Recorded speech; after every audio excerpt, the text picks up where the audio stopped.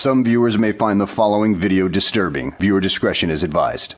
Hey everyone, welcome to the discussion for Role Player Adventures. I was like about just Role Player. Yeah. So Keith and I have gone through two adventures. This is kind of our not even mid, but kind of our series review, because we always do a discussion after the entire campaign if we complete it.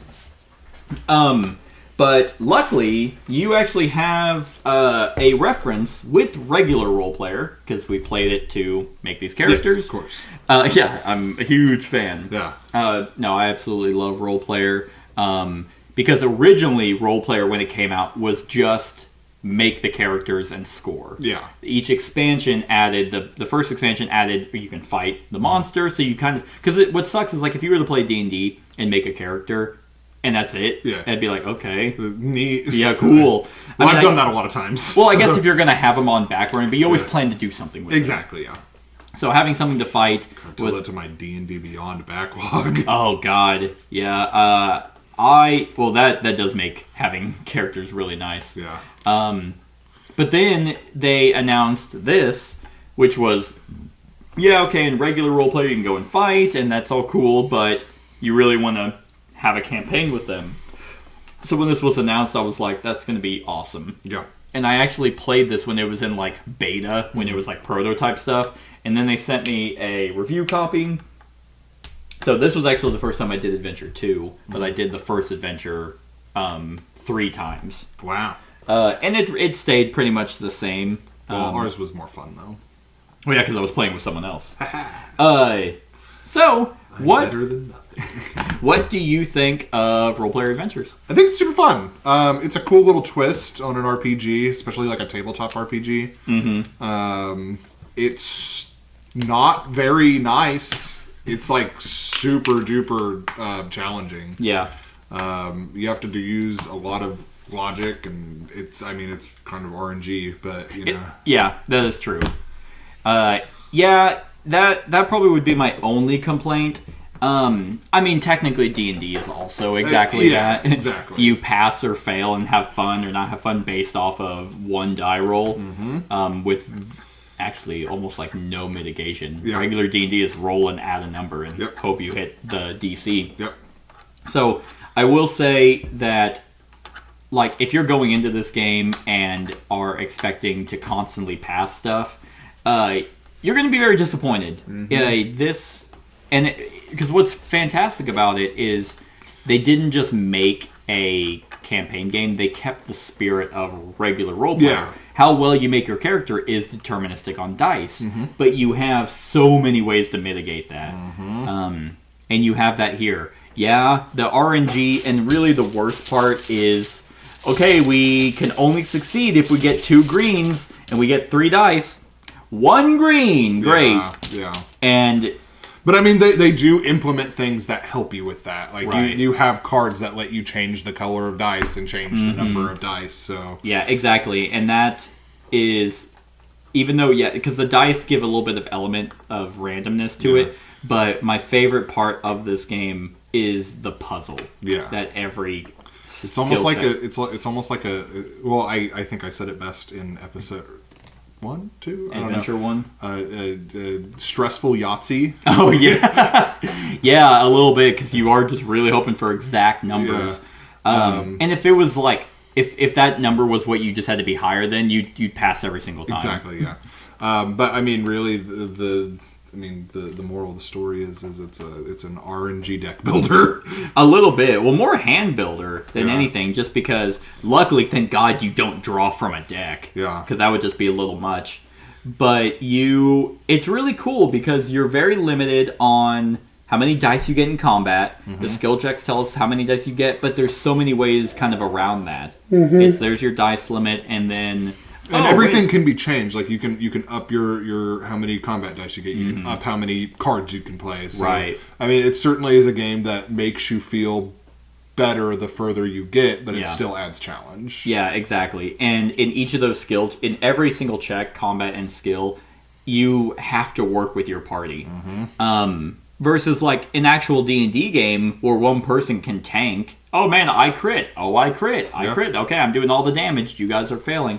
Here, it's like one person can't do it all. Yeah. Because it's like, especially since we built our characters and I went the rogue, so dex and kind of charisma, and you went strength and con. Strength and con. Yeah. Those are really our strengths and weaknesses. So whenever dice or skill check comes out and it's like, hey, sneak, you're like, I got nothing to help you. Sure. Yeah. And that comes across multiple times where it's like, okay, we got a red. Okay, you can turn that into any, or I can turn that into anything, and you can mitigate It's like I could play with reds and you can play with blacks, but if we get a green, we're goofing. Right. And it's really cool because when the discovery cards come out and the item cards come out, it's like, oh, okay, well, let's buy those so we can also, because you don't have a hand limit. So it's not like, oh man, I can only have 5, so what card am I going to get rid of? Yep. So you can just have this, essentially a massive hand of stuff that mitigate it, and you are very much they want you to role play it. Yep. Because all the cards that I have besides the Unholy Flail, which is just funny, are based off of theme. I got a cool glove, some chainmail. Yep. My loyalty, I'm a ruthless warlord. Yep. Intimidate really makes sense. My Warhammer makes sense. Gather power, my turtle. Right. Yeah, I got leather gloves, a dagger, relentless, negotiate, and a sling, and then a few other items from the campaign. But that's also neat because you get rare magical items. Yeah.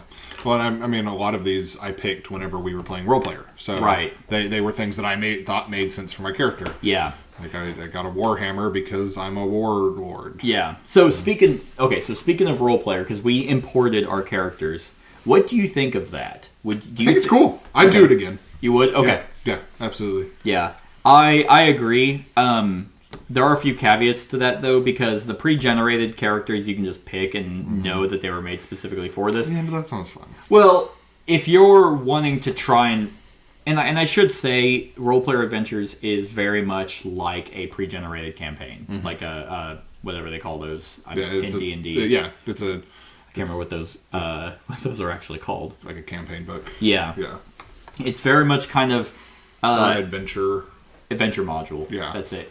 It is kind of it's not necessarily on rails. Like you're not necessarily reading just to read and it's going down one path, but you definitely don't have as much freedom as you would with just an actual created. You know what I think would be an interesting way to play this game would be like a D&D where one person has the adventure book and then you have players. Oh yeah. So like if me and you were playing and then we had one person that was just doing that, because then they wouldn't tell us those things where it's like, oh, you can use your shovel but it's not going to do anything, but if you use the shovel with the sling, then you'll get something out of it. Right. So I think that'd be a cool twist to try and do that. Yeah. Yeah. Well, what's interesting is you actually probably could do that and it wouldn't change much, but the reason why that this is fantastic is because you don't have to find a DM. Exactly. You can just play it, because really what you're supposed to do is everyone's supposed to take turns reading, but I always find that kind of clunky. It's like, okay, let's pass the book back and forth. That's fine. But what I was saying is about importing characters. I don't know how to read anyway, so. Yeah, I know this. Is that if you just happen to do poorly in role player and you import, you have a shitty character. Yep. I had literally 3 ones at the beginning of this. Right. And it is, it's not hard to spend the XP to increase, to make yourself a little bit better. It's your leveling up, because you only have the 12 games. Yeah. And, but what's also very weird is if you're playing role player to import characters, you play role player almost cooperatively. Yes. So, that's what we did. Yeah. There's several times whenever we could have, discarded things for money to, to try and win. The other player. Yeah. But we didn't. Right. Because they were things that made sense for our characters to have. Yeah. And it's like, oh, hey, okay, this is what this... It's like, I want that dagger, and then you want the war lance or the warhammer. And it's like, well, I'm just trying to do good for my future character. I don't want to try to beat you in this. But, because I've always wondered, from playing role player, because they have those sheets I've always wondered, can you make a character? Because everything's supposed to be random. Your backstory, your alignment, is if you could take that character and import it over to D&D based off your stats. Oh, super duper. I imagine so. Because I think you could. At least you could use it as a guideline. Oh, yeah. If you just kind of ran out of an idea and you played roleplay and you're like, oh man, this sounds fun. Yeah, well, I mean, the rolling method for your ability scores is similar, depending on, who DMs. A lot of people do just straight 3d6, and that's what you get, which is what this is. Most DMs I've played with, they do 4, and you take the highest 3. Yeah. Lately, I think our DMs and my other DMs point by. Yeah, we've done point by a lot. Which I actually think is better. You have more control over the character you want to make. I've actually, in one of my recent campaigns that I ran, I did a standard array, which was fun. I don't know what that is. Basically, they're all presets, so you get an 8 through 15. And everyone has to, you assign one to each. So I see. You are going to have a skill that is lower than a 10. Interesting. Yeah. That wouldn't be horrible either. It's just, I just think they're easier. Yeah. But so whenever you're making the characters and you put them in here, so there is obviously an overarching story. It's like a module. You make some decisions. How well you do in each adventure will carry over. Mm-hmm. And I think it's cool. It's not as heavy roleplay or open-ended as what people might expect from D&D. It's a little bit more bite-sized. Yeah. Yeah. We're not sitting down. I mean, we have sat down and played this for a few hours. Right. But, we got through 2 adventures in the time that it would take you to get through a session of Dungeons & Dragons. And that is very true. So for people who really want to play D&D, or of the like, whatever, but D&D. But can't find a group or don't have the time. Don't have the time, don't have the DM, don't have the money to buy the books, and all that. It's expensive. It is very expensive. This is... Ask either of us. Yeah, I don't know any of the books because I don't DM. Oh, I own...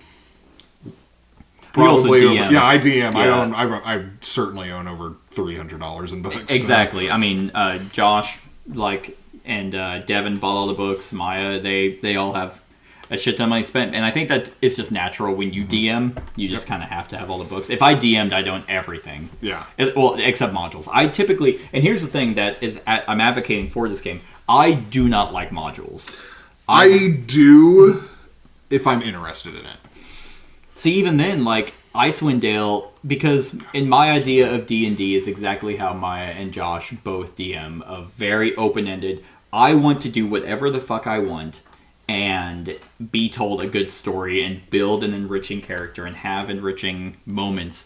And modules, if you're really just following the module, not using it as a baseline. Which is good for people who haven't DM'd before. Right. The modules are great if you've never played Dungeons & Dragons because it kind of teaches you how to play Dungeons & Dragons. If you've never DM'd before, as long as you read it, you know what to do and you know how to handle things. Yeah, and you can kind of, as you do maybe one module and then do a few more, then you start to be a little bit more comfortable with winging it. You can build your own. I'm not saying modules do not have their place, just because I've played a shit ton of D&D. Whenever we go to modules, I'm just I know I'm railroaded. Yeah. I know that I can't do everything because it would mess up with the story. However, because I'm able to play this and detach myself from D&D, I'm able to enjoy this. Yep. Especially because what modules are great on, and actually what this game is great on, it's kind of like a video game. It's very much Divinity. It's kind of what I get from this. I love Divinity.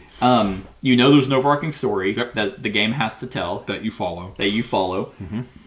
And what makes choice-based games fun, and there's 2 parts, is choice-based games that you have no idea what decisions impact anything, can be frustrating, especially if they're overly long, because you're I don't want to play this again just to be what did I do last time? So I like choice-based games, and I like this because if we played the first, the Adventure one is very much kind of the same. But if we did this one again, we know that there are many different outcomes. Yeah, we know how to handle things better. Or at least, try to. Instead of, going into the cave and sprinting for the 2 trolls. That we didn't know about.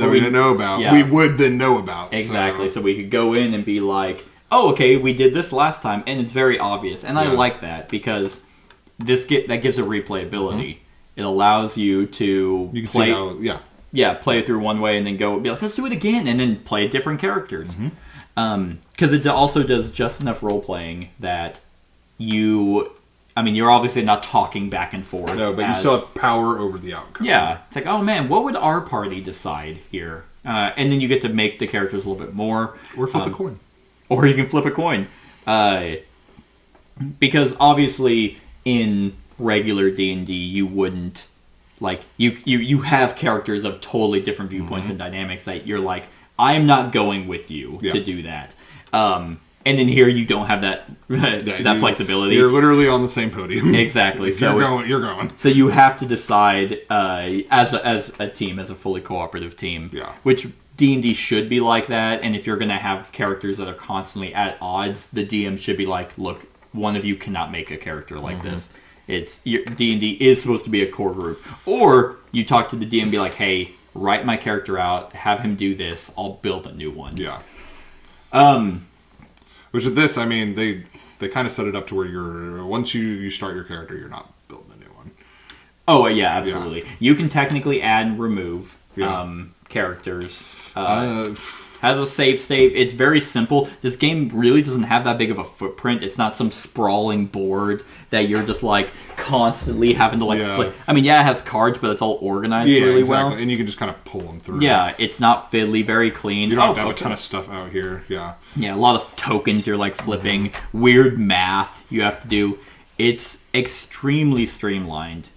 So I would definitely say if you're on the fence of playing a role-playing game, or even heavier board games, Descend, Gloomhaven, any of those, and you're like, but I don't know, that might be a little much for me, definitely go out and get this. This is absolutely going to give you what you want, and it's super easy to get into. Yeah, it's accessible. There's really like no rules. Yeah, just kind of read a book. That's it. Even the rule book is like, where is it? It's it does not have traditional turns. The storybook drives the action and presents the player with choices. That's literally it. You just grab adventure and then you're like, okay, we're in A. What do we want to do? Yep. I'd like to see more expansions come from it. Maybe not every time you start with the Blood Lake. Right. That'd be about my only thing. I would imagine.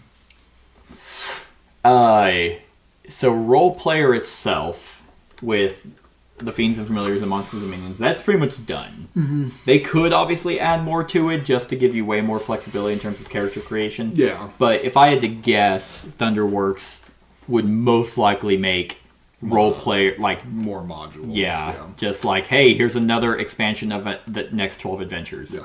And I would love to see that, because even though you could go through this campaign of 10 scenarios or 12. I can't remember how many exactly it is. 12? I thought it was 12, but the campaign track is showing 10. And then the finale. So it might actually just be 10. Well, that's the way it goes. And they last about an hour and a half each. Yeah, right around. Unless you're good at them. Which we've seen we're not. We're in an adventure. We beat the first one. You know? We did. I think we're good at the puzzle part. The skill checks? Yeah. Well, we went to the tower and we threw the ball. True. At the tower, the bell. So, I would love to see just more campaigns. Yeah. Or even, because there's no way they can actually change these. So if you're playing adventures or whatever they want to call it, you have to start at the Black Lake. And that's really the tutorial, because it literally tells you, hey, here's what items do. And then you start off, and this is kind of Adventure 2 where it kicks off. And I also think one of my favorite things, and it's in... Oh, God, I feel like it's been in other... It's mainly in, like, escape room games. But I love the creativity with the items. Yes. Where you actually have to be like, I want to do this with this, or do this here, and use this here, and combine these two to do this. Exactly. And because... that determines like secret things that you might find. And you could technically, I think the rules are, if it says use an item and you use it and then the next chapter or that next paragraph doesn't say use an item, you're not allowed to keep trying. So you can't just be like, let's just do every single combination and just basically read the entire adventure book. And I think you should thematically roleplay and be like, okay, well, we tried the shovel thing here and it didn't work. Okay, well, but I guess we wouldn't keep trying. No, I mean, we're not going to do a different variation of the shovel, like in the cave or something. That'd be dumb. Right. It's like, oh, it didn't work. Let's move on. Yeah, dude, who needs to do turtle races, honestly? That was super cute. That was super cute. And they have stuff like that, which is nice. Different things. It's not always big, exciting moments. You just, it didn't work. Okay, well, hey. Turtle race. Yeah, turtle race. Yeah. Yeah, I really, really like it.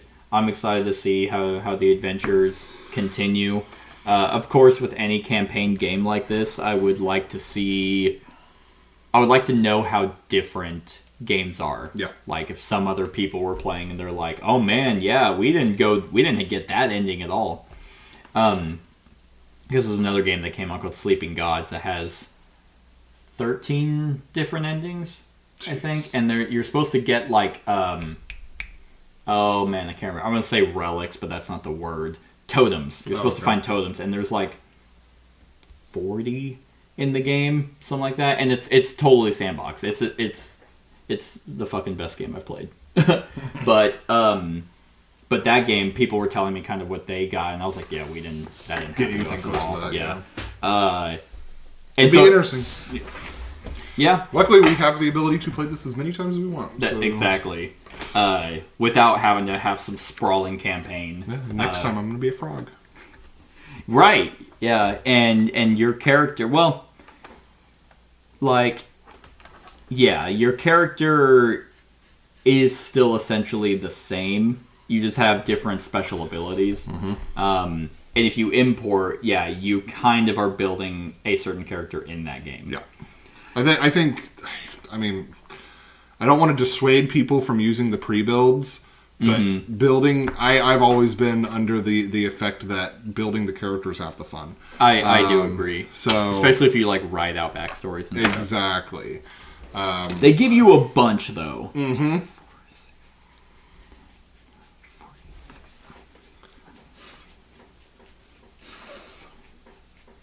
36 total pre-built characters. So, and they tell you exactly what their backstories are, what their attributes, and what cards they start with.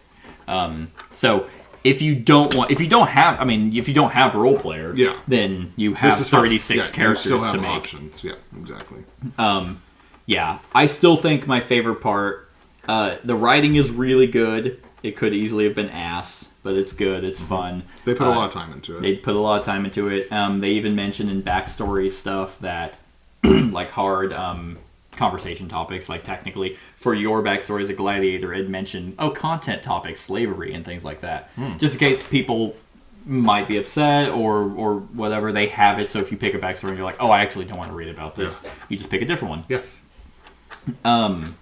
But definitely, even though it can be very frustrating to try and succeed on, every skill check because you want to, and you roll but the puzzle of combat is so much fun.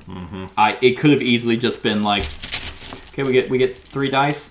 Oh, okay, we didn't get it, we lose. Yep. Like it could have easily been that. Yeah. But no, the card synergy between players. Yahtzee.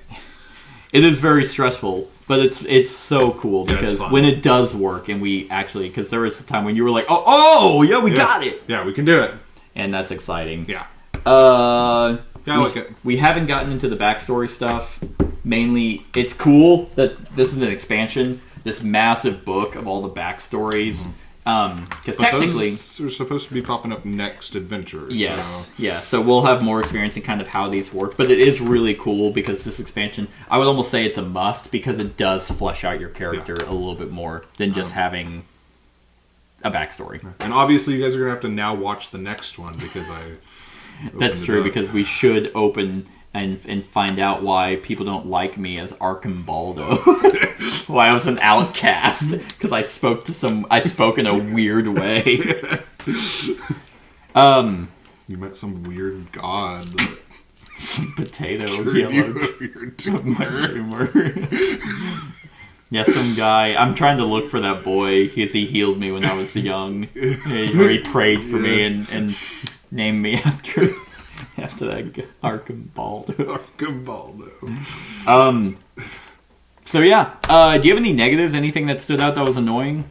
No, I mean, I really liked everything. Everything's got pretty good detail. I think the only... No, yeah, I really don't. I think it's all pretty cool. It is I'm very... excited to see where it's going to go. Very hard. Like, because combat...